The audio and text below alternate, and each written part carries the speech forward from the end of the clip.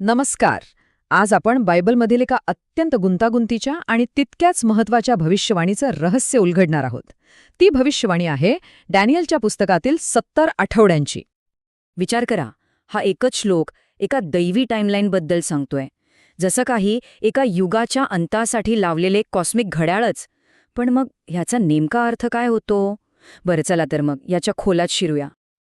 ठीक आहे, तर ही भविष्यवाणी डिकोड करण्यासाठी सगळ्यात आधी आपल्याला हे समजून घ्यावं लागेल की यात वेळ मोजण्याची पद्धत खूप वेगळी आहे. यात 70 आठवडे असं म्हटलंय, पण हे काही आपले नेहमीचे 7 दिवसांचे आठवडे नाहीत. गंमत म्हणजे मूळ हिब्रू शब्द आहे शाबुआ. याचा सरळ सरळ अर्थ होतो 7चा एक गट किंवा 7चा संच. खुद्द डॅनियलने सुद्धा शाबुआ हा शब्द काही दिवसांचा कालावधी दाखवण्यासाठी वापरलेला आहे. आता बघा, साधं गणित केलं तर उत्तर येतं 490 दिवस. पण थांबा, गोष्ट इतकी सोपी नाहीये. ही भविष्यवाणी फक्त 1.25 वर्षाबद्दल नाहीये. या कोड्यात एक खूप मोठा ट्विस्ट आहे. आणि तो ट्विस्ट म्हणजे हे तत्व. बायबलमध्ये इतर ठिकाणीही आपल्याला एक महत्वाचा नियम सापडतो.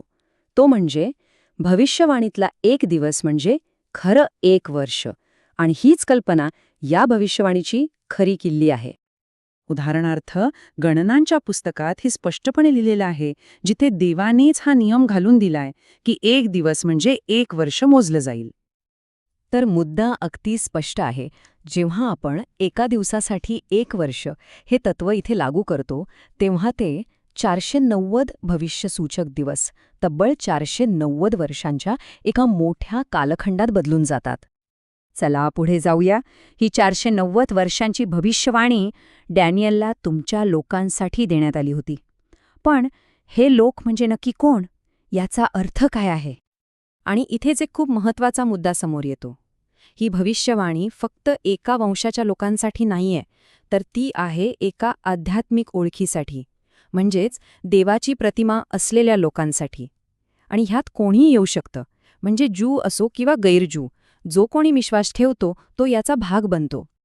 याचाच अर्थ असा की मशीहाचं आज्ञापालन करणं हेच खरं अब्राहमाचा वंशज असण्याचं लक्षण आहे, रक्ताचं नातं नाही. आणि हेच लोक या भविष्यवाणीचे खरे वारसदार आहेत. बरं, आपल्याकडे 490 वर्षांची टाईमलाईन आहे, पण ती सुरू कुठून झाली? सुरुवातीचा बिंदूच नसेल तर या गणनेला काहीच अर्थ नाही. सुदैवानं धर्मग्रंथ आपल्याला स्पष्टपणे सांगतो की काय शोधायचं आहे.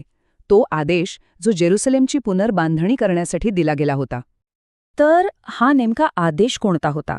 यासाठी आपल्याला इतिहासाची आणि धर्मग्रंथाची पानं उलटावी लागतील. आणि असं केल्यावर आपल्याला पर्शियन राजांनी दिलेले 4 महत्त्वाचे आदेश सापडतात. हे सगळं एका मोठ्या ऐतिहासिक कोड्यासारखं वाटतंय ना?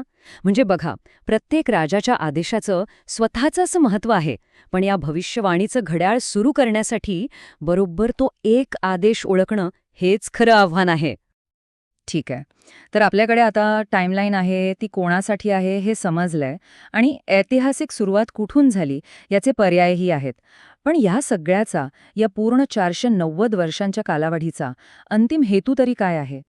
या भविष्यवाणीचा शेवट या 6 मोठ्या जग बदलणाऱ्या घटनांनी होणार आहे.